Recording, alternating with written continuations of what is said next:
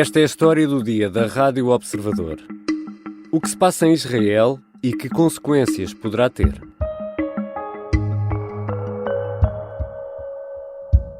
אזרחי ישראל, לפני 3,000 שנים, כאן בירושלים, התרחש משפט שלמה. O primeiro-ministro israelita recorreu à cena bíblica em que o rei Salomão tem de decidir a quem pertence um bebê reclamado por duas mulheres.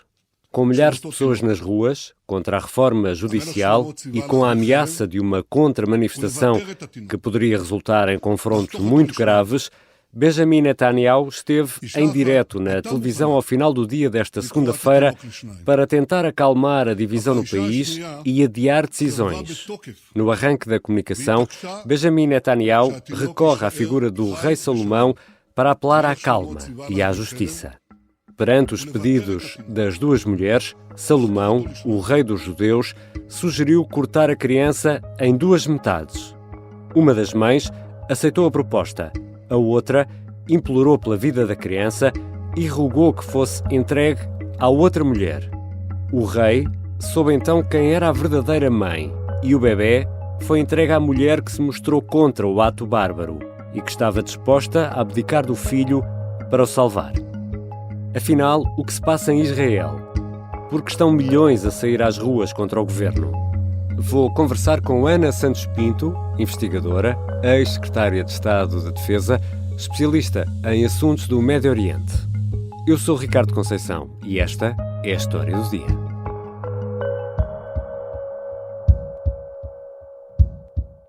Bem-vinda, Ana Santos Pinto. Obrigada pelo convite, é sempre um gosto. Para entendermos melhor esta história, temos, se calhar, de recuar a 29 de dezembro do ano passado. אני, בנימין נתניהו, בן צילה ובן ציון, זיכרונם לברכה. Quando Benjamin Netanyahu tomou posse como primeiro-ministro.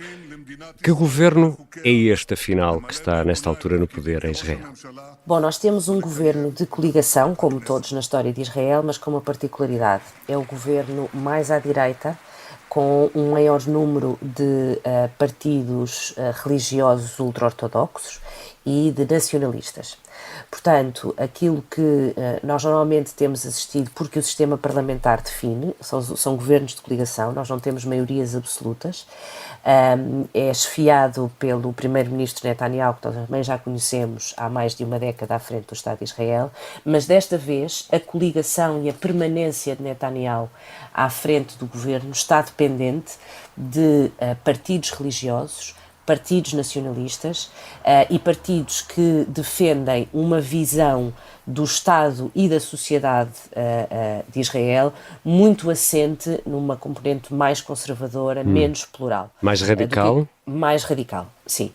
Nós estamos a falar no papel dos colonatos, por exemplo, e da política de colonatos.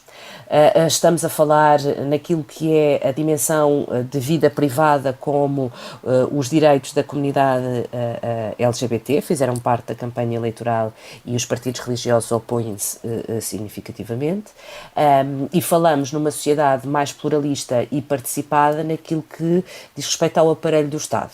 E aqui a componente das Forças Armadas, porque há uma série de excepcionalidades nos deveres dos cidadãos ultra-ortodoxos, homens, dedicados à vida religiosa, do ponto de vista dos impostos, do ponto de vista do percurso educativo e do ponto de vista da prestação de serviço militar. Estão isentos, não é? Sim, estão isentos ou têm adiamentos enquanto estiverem a estudar, e esta é uma excepcionalidade que foi acomodada historicamente, mas que hoje representa 13% da população, e portanto é um número muito significativo. Isso reflete-se, estes 13% da população refletem-se nos resultados eleitorais, e isso fez com que esta coligação se formasse em dezembro do ano passado e que Netanyahu só conseguisse formar governo com um grupo de pequenos partidos, mas que têm esta visão muito mais conservadora, nacionalista e com um papel muito importante da religião na sociedade. E outro ponto fundamental é que Israel não tem uma Constituição escrita, como tem Portugal. Bom, não é caso único, o Reino Unido também não tem. Mas se não tem Constituição, como é que funcionam as balizas para os diferentes poderes em Israel? Bom, Israel não tem uma Constituição, mas tem um conjunto do que se chamam leis básicas e que são aquelas que organizam a divisão de poderes, a forma de vida da sociedade, que não têm o peso constitucional. Porquê? Porque elas precisam apenas de uma maioria simples no Parlamento, ou seja, 61 dos 120 deputados, para serem alteradas.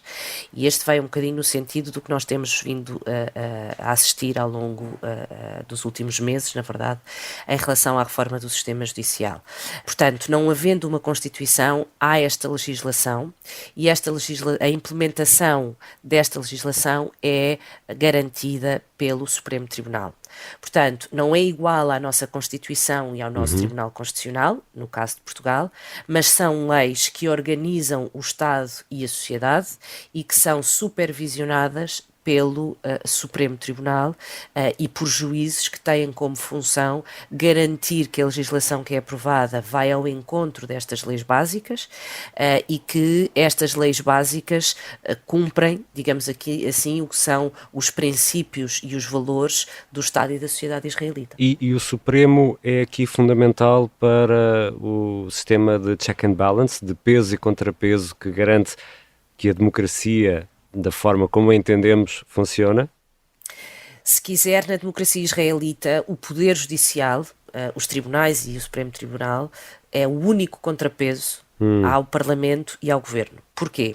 O Presidente da República é eleito a partir do Parlamento. Portanto, é um deputado do Parlamento que é eleito para um mandato de 7 anos.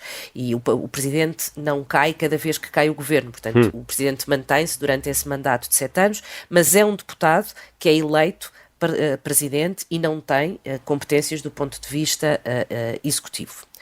O Parlamento emana o Governo. Portanto, o Governo é formado a partir dos parlamentares e a cada eleição nós temos uma nova configuração parlamentar e um novo, sempre com as mesmas eleições gerais. Portanto, elas dão origem ao Parlamento, ao Governo, ao Presidente. Poder executivo, legislativo, sobra-nos o judicial. E o judicial é onde estão os tribunais e onde o Supremo Tribunal tem é o guardião, digamos assim, deste equilíbrio de poderes. E, portanto, as balizas que definia são as balizas deste equilíbrio entre o Parlamento, o Governo e o Supremo Tribunal. Se isto descompensar, que é exatamente a proposta no que diz respeito à comissão que escolhe os juízes, então está em risco esta divisão de poderes e, nesse sentido, está em risco um dos fundamentos dos regimes democráticos. E já voltamos à conversa com Ana Santos Pinto, investigadora, especialista em Médio Oriente. Afinal, que reforma é esta e de que forma pode ser uma ameaça à democracia israelita, a única pró-ocidental naquela região? Já está disponível o 3º episódio do Sargento na Cela 7, O Código Secreto. É uma série em podcast que nos conta a história de António Lobato, o português que mais tempo passou em cativeiro na guerra em África. Fica um conselho: não avançar para o 3º episódio sem ouvir os outros 2 primeiro. O Sargento na Cela 7 está disponível no site Observador e nas plataformas de podcast. Estamos de regresso à conversa com Ana Santos Pinto, investigadora, ex-secretária de Estado da Defesa, especialista em Médio Oriente. Ana Santos Pinto, que reforma propõe afinal o governo liderado por Benjamin Netanyahu? Propõe aquilo que se chama uma reforma do sistema judicial para tentar contrariar o que entende ser, ao longo dos últimos anos, um papel muito significativo do que foi denominado por Netanyahu como a tecnocracia judicial. Portanto, o que o Primeiro-Ministro e os partidos que o apoiam procuram fazer é, de alguma maneira, colocar o funcionamento do regime cada vez mais centrado no Executivo, portanto no Governo, e a partir daí no Parlamento, e menos na componente judicial. E a proposta que está neste momento a causar uma maior tensão, e exatamente porque ela estava à votação agora, foi suspensa durante um período, creio que de um mês, pelo Primeiro-Ministro, diz respeito à formação formação do Conselho, vamos lhe chamar assim, que depois vai escolher os juízes do Supremo Tribunal. Porquê? Porque este Conselho procura equilibrar uma dimensão política, ele tem representantes do Governo e representantes do Parlamento, e depois uma dimensão mais técnico-jurídica, ou seja, tem representantes do Supremo Tribunal e tem 2 representantes da Ordem dos Advogados. E é isto que se procura desequilibrar, é aumentar o peso do grupo que é nomeado pelo Governo e pelo Parlamento e que, portanto, refletirá aquilo que é a formação parlamentar a cada altura e diminuir a componente técnica e jurídica. Ou seja, o Tribunal permanece hoje com aquilo que é uma herança de uma elite muito secular que esteve na origem da formação do Estado de Israel, que nós lembramos por Ben Gurion ou outras figuras que façam parte da história. E aquilo que o argumento do atual governo, e é importante salientar, esta proposta não é uma proposta que tenha vindo deste governo. É uma proposta que os partidos de direita e, em particular, os partidos nacionalistas e religiosos ultra-ortodoxos têm vindo a fazer ao longo dos últimos anos. Não é a primeira vez que esta proposta vem a público.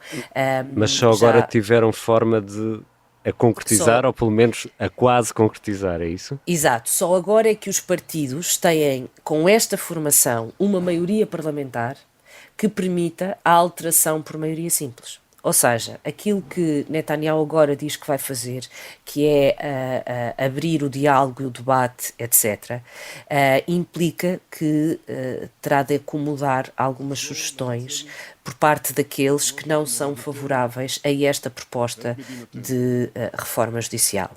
בקרוב נציין את חג הפסח, את ימי הזיכרון ואת יום העצמאות. E eu creio que aqui a admissão do Ministro da Defesa por crítica a esta proposta, mas em particular as críticas muito cirúrgicas que têm vindo a ser feitas por militares na reserva, coloca em causa aquilo que é um pilar absolutamente fundamental do Estado de Israel, que são as Forças Armadas. Porquê? Porque as Forças Armadas não querem servir ordens de um governo sem saber se têm o devido respaldo ou não do sistema judicial e da componente legal. E os reservistas tiveram agora aqui um papel importante nesta crise. Eu acredito que foi exatamente pela dimensão pública da crítica dos reservistas que o Primeiro-Ministro retrocede neste calendário de aprovação. Ou seja, na prática não compareceram aos treinos obrigatórios, é isso?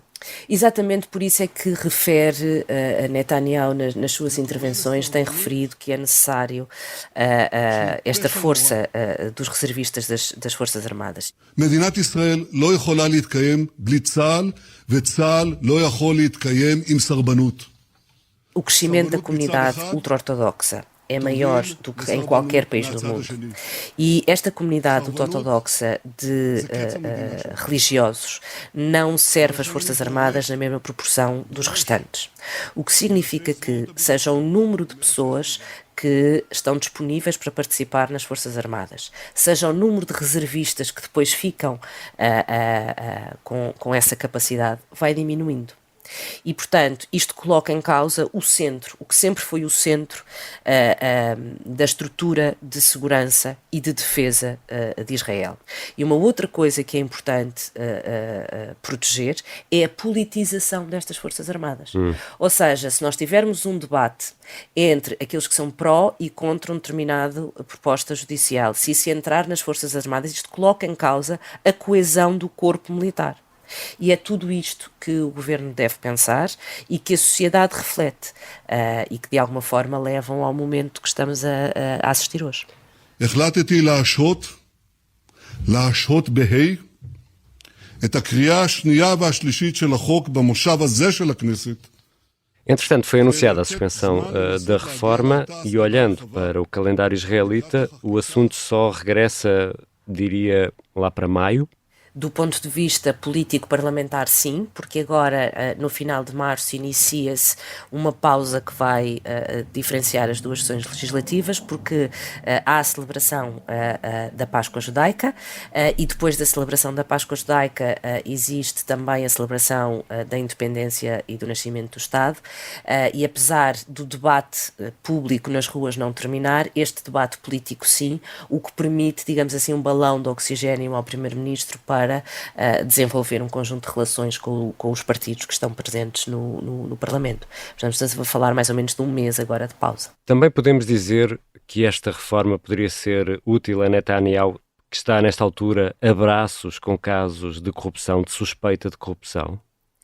É muito mais do que isso, mas pode ser útil a Netanyahu, em particular, numa proposta relativa às nomeações. Ou seja, Netanyahu quer eliminar a validação por parte do Supremo Tribunal de nomeações políticas, que o Tribunal tem sido bastante restrito nessa nomeação, e poderia impedi-lo, por exemplo, de ser deputado o Primeiro-Ministro. E, portanto, no curto prazo, sim, mas é importante salientar que isto não se restringe às acusações de corrupção a Netanyahu, nem se restringe a pró ou contra Netanyahu. É muito mais profundo que isso. As pessoas que estão na rua estão pró ou contra um regime democrático liberal e isto ultrapassa o processo judicial em curso contra o Primeiro-Ministro. E temos muitos milhares, eu diria milhões de pessoas na rua. Há quem fale num país dividido. É exagero falar na hipótese de uma guerra civil em Israel? Há quem fale nisso? Honestamente, naquilo que é, do ponto de vista do conceito, uma guerra civil, eu acho que sim. Creio que é importante nós termos a noção que a sociedade israelita tem um nível de participação no debate que é muito significativo. É uma sociedade civil com uma vida política muito ativa. E o debate público revela exatamente isso e a vitalidade da participação política e democrática. A partir do momento em que existe uma divisão e uma polarização, em que as opiniões distintas não conseguem falar entre si, aí sim temos um problema, mas é para a democracia. E eu creio que a noção de guerra civil é cedo para falarmos nisso, será muito difícil de gerir naquele contexto do ponto de vista do Estado e do ponto de vista da região, mas esta divisão é uma divisão que vem sendo consolidada há mais de uma década.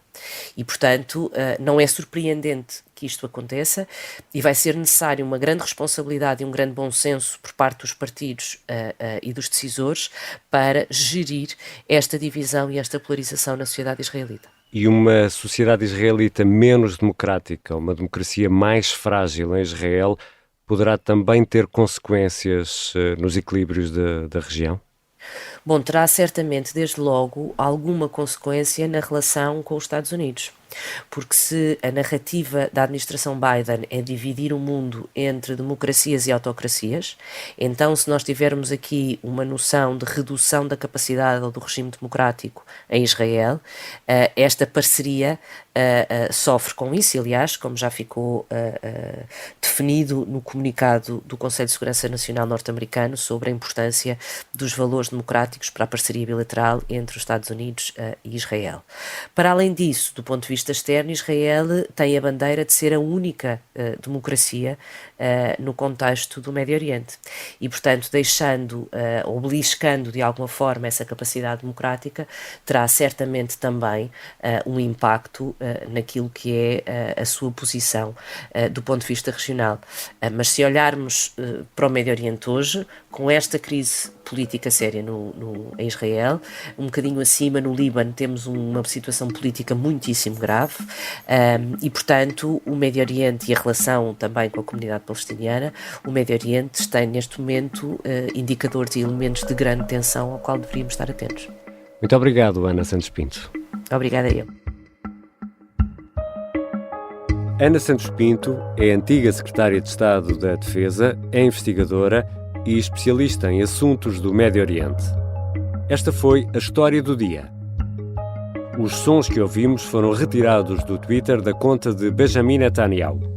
Este episódio contou com a ajuda da jornalista Nadine Soares, sonoplastia de Beatriz Martel Garcia e a música do genérico de João Ribeiro. Eu sou Ricardo Conceição. Até amanhã.